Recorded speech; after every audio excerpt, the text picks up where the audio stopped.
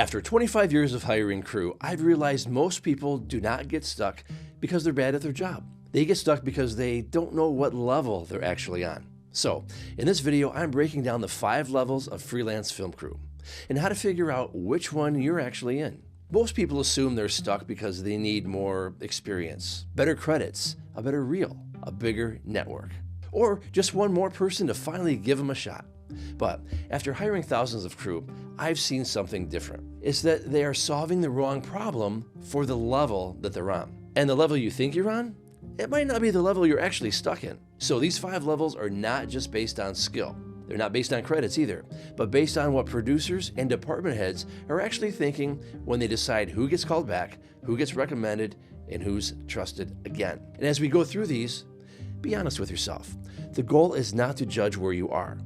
The goal is to know where you are so you stop fixing the wrong problem. Because each level requires something a little different. So keep a number in your head, 1 through 5, because by the end, I want you to know exactly where you are. Oh, and more importantly, what the next level requires.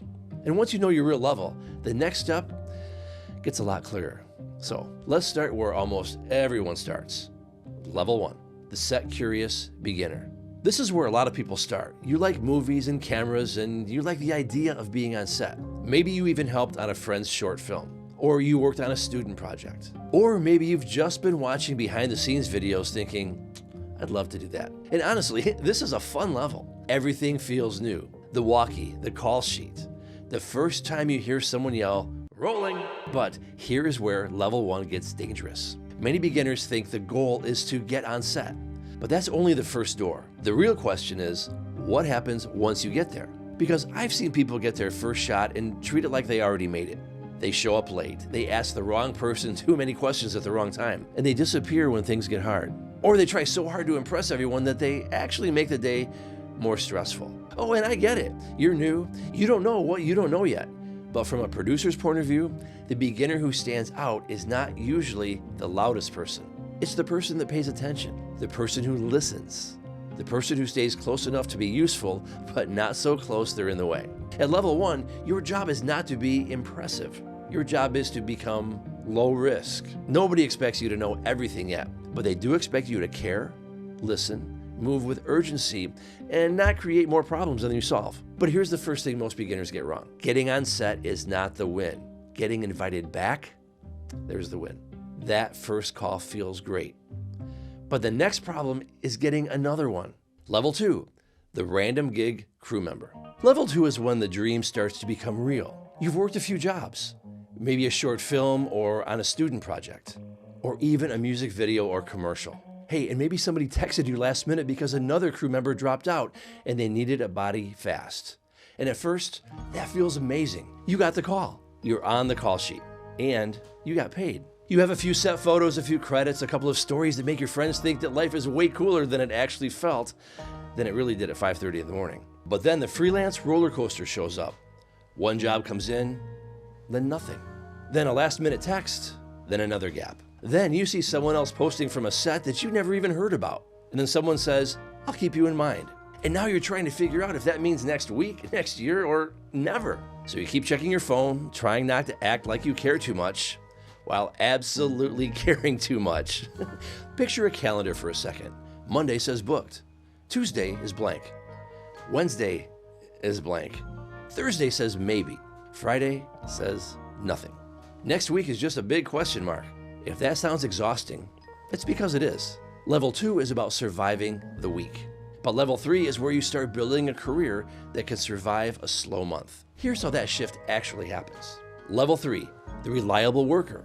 This is the crew member people like having around. They may not be flashy. They may not be the loudest person on set. But when they're there, the day feels easier. They show up prepared. They listen. They move with purpose. They do not turn every tiny issue into a production-wide emergency. And when the day gets hard, they do not make it harder. That matters more than people realize, because when a producer or department head hires someone, they're not just hiring a skill. They're hiring an experience. What is it like to have you on set? Do people relax when they see your name on the call sheet, or do they brace themselves? Some crew make the day feel lighter. Some crew make the day feel heavier. At level 3, you're becoming one of the people that makes the day lighter. I remember a wardrobe stylist on a Coke commercial who noticed there were Pepsi cans sitting in the cooler on set. That was not technically her department. Nobody asked her to fix it, but she saw the problem and handled it and made the production look better. That's the kind of thing that people remember. She did not make a big speech about it. She just protected the production. Reliable workers make the day easier. They reduce stress, and they make people glad they're there. But here's the part that stings a little. Reliable does not always mean remembered. You can be great on set and still not the person they think of later. That is where level 4 begins. Level 4, the first call professional. At this level, you have a lane. Maybe it's camera, grip, electric, wardrobe, sound, whatever. You found a place that you love. Whatever your department is, you understand what professionals are expected to do. You know the rhythm of the day, and you know when to ask questions and when to just move. You're useful and you solve problems. You take the pressure off the person above you. But here's the trap. You can be good enough to work and good enough to get paid and good enough to be trusted, but still not work consistently. Because first call is not just about being good on the last job. It's about being remembered when the next job comes in. You can do a good job and people can like you. And everyone can mean it when they say, hey, great working with you. And 3 months later, when another job comes in, your name may still not come up. Not because you were bad, but because production is busy and people are tired. Jobs overlap, phones fill up, and every project creates another pile of names. Being liked once is not the same as being remembered later. I know some people hate hearing that because they want their work to speak for itself. I get that. I wish it always worked that way. But after hiring crew for years, here is what I've seen. The work matters, but the memory of working with you matters too. That does not mean fake networking, and it doesn't mean begging. It does not mean sending a weird just checking in message every 2 weeks. Please don't do that. It can be as simple as a short thank you after the job, a genuine note to the person who brought you on, a reason to stay connected that does not feel desperate. And that's why first call is not just about being good on set. It's about becoming trusted before the next set even exists. A lot of crew ask, am I not good enough? But a better question might be, do enough people know I am good?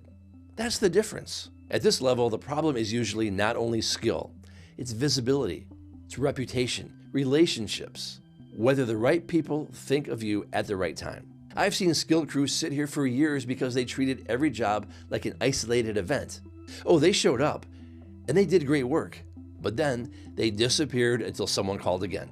And listen, production does not slow down. Budgets shrink, people hire who they know. But if your entire career depends on people magically remembering you at the exact moment they need someone, you are giving away too much control. Because a lot of hiring is just someone under pressure saying, who do we know? Who is available? And who is solid? Who can we trust? A date shifts, a crew member drops, a client adds a location, and suddenly the question is not, who has the perfect resume? It is, who can we call that will not make this harder? And if your name comes up in that moment, your career can change. And there is one status shift that changes everything. That is where first call comes in. But first call probably does not mean what people think it means. First call does not mean you are the most famous person in your department. It does not mean you're the loudest person on set. It does not mean you have the biggest Instagram following or the fanciest gear. First call means when a job comes in and someone needs a person they can trust, your name comes up early. That's the game. And first call crew are not always the most talented people available, but sometimes they are. But talented alone is not what makes someone first call. First call crew are good at their job, but they're also easy to communicate with. They're calm under pressure and able to solve problems without creating 5 new ones. And maybe, most importantly, they reduce uncertainty. Because when you're hiring crew, uncertainty can be expensive. If I'm not sure you'll show up prepared, represent the production well, communicate clearly, and stay calm when things get hard, that's a risk. And producers, we don't like risk. Department heads, they don't like risk either. So, when someone becomes first call, it's because hiring them feels safe. But you don't become the obvious choice by accident. You become the obvious choice through a pattern. How you show up, how you communicate, how you follow up, how people feel after working with you. That's why just do good work is not specific enough. Network more, not specific enough. Stay in touch? Nope, not specific enough either. So instead of telling crew to network more, which is vague and honestly not helpful, I think about it in 4 steps. This is where the work stops feeling so random. The CALL call framework.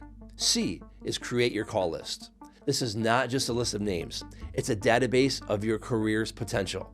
Every producer, coordinator, department head, DP, or person who has hired you, referred you, or could bring you onto another job should be somewhere you can actually see, not buried somewhere in your phone, and not just floating around in your memory either. Track who they are, what job you did together, and what they liked about working with you, and the last time you heard from them. Because if it is not written down somewhere, it's not a system, it's just a wish. Then there's A, activate the relationship. Most crew only reach out when they're desperate for work. And that is usually the exact moment their message feels the worst.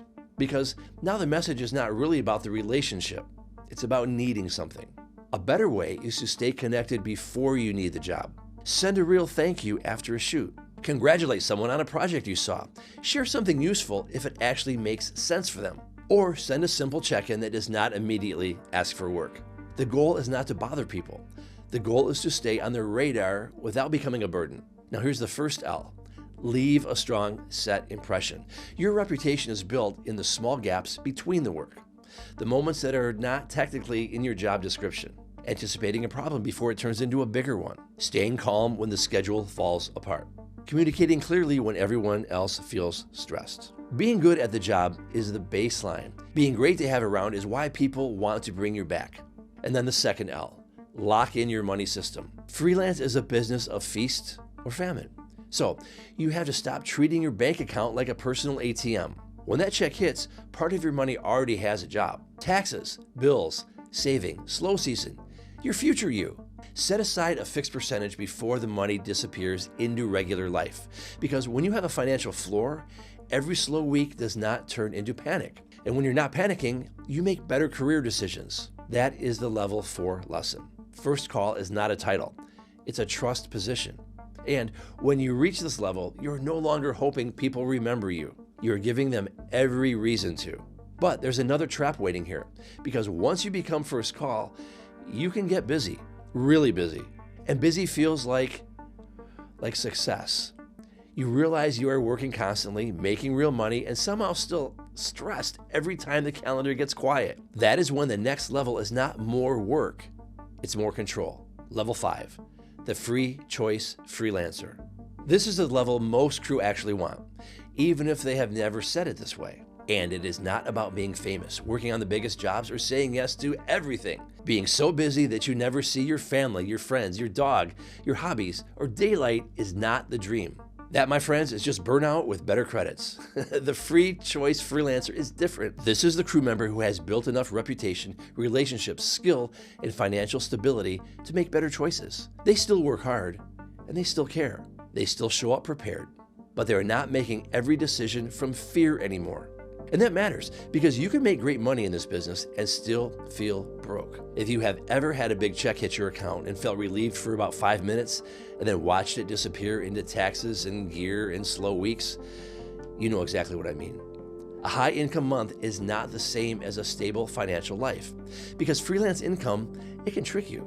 If you do not have a system for taxes and bills and savings in slow months, every paycheck can start to feel like another temporary rescue. And that's not freedom.